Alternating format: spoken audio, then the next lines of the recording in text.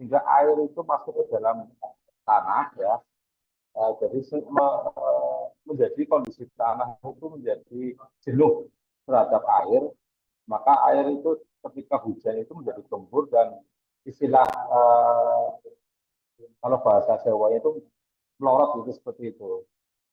Jadi lorotan itulah mengakibatkan retaknya atau gerakan tanah yang ada di pemukiman desa Pagasari seperti itu. Kita juga penasaran Pak, sebenarnya apa yang terjadi terhadap wilayah ini Pak? Apakah memang rawan untuk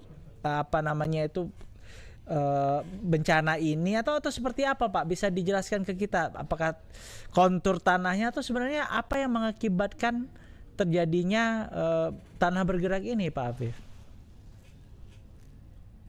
Ya, jadi secara topografi itu di atas paling puncak itu ada bukit, kemudian ke bawah itu agak rata, kemudian seperti terasering ya, semakin ke arah timur itu semakin rendah seperti itu. Jadi analisa saya itu di situ ada cekungan air, sehingga air itu masuk ke dalam tanah ya.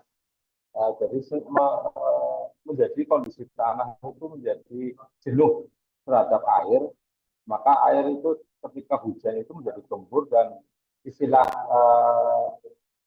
kalau bahasa Jawa itu melorot itu seperti itu.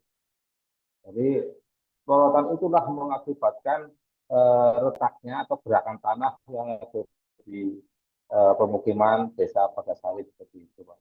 Dan dari sejarah menurut masyarakat juga pernah terjadi di tahun 1986 dan terakhir kali memang di tahun 2022 itu juga sempat berdampak pada rusaknya bangunan, cuma skalanya tidak terlalu besar, Pak. Apakah ini artinya semua warga akan direlokasi atau nanti akan ada syarat-syarat tertentu gitu untuk warga mana yang bisa direlokasi atau yang dibiarkan bertahan di lokasi, Pak? Saya kira secara alat kita sudah mendapatkan rekomendasi dari Badan Geologi bahwa pedukuhan Tigasari dan Pagasari itu sudah tidak layak digunakan untuk pemukiman, maka kita mengharuskan untuk segera relokasi seperti itu. Dan kita telah menyiapkannya seperti itu, lahan dari lahan hutan yang dikelola oleh perhutani. Seperti itu. Nah, di lokasi itu apakah sudah juga dianalisis gitu Pak kondisi tanahnya, karena takutnya nanti pindah ke lokasi baru sama saja gitu.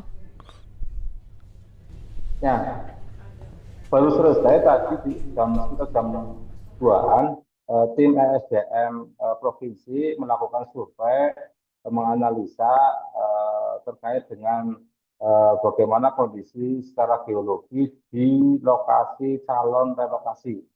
Seperti itu. Nanti kita ada pertimbangan teknis dari ESDM maupun Badan Geologi. Paling tidak, misalkan dari daerah rawan semuanya, tetapi mana yang paling terbaik lah seperti itu. Kan perlu diketahui di Pagasari sendiri itu satu, tidak ada kas desa, karena kas desa atau aset desa, kalau bahasa sini itu bengkok. Yang kedua, tidak ada tanah yang merupakan datar atau hamparan seperti itu. Sehingga kita sulit mencari lokasi yang datar, lokasi yang tidak di kawasan hutan, itu kita kesulitan. Yang ada itu di lahan kawasan hutan yang dikelola oleh perhutani. Insya Allah besok pagi rekomendasinya sudah keluar.